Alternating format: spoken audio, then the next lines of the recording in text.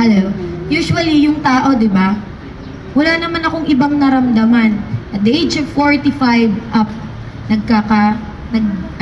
nagdadialysis na. Bakit?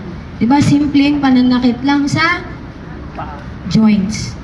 No? Ano common area? Big toes, tuhod, siko, eto. No? Sa mga joints. So, as you can see sa picture, may gout sa kamay. Sino nga yung ay, si Kuya Chami. Ano si Kuya Chami? Yun. Sino pa? Sir Jaggy. Si Sir Mau. Ako minsan. No, mga high level ang uric acid. So, ano po ba ang normal level ng heart uric acid sa blood? So, sa female po, between 2.4 na mg per dl. Si lalaki, 3.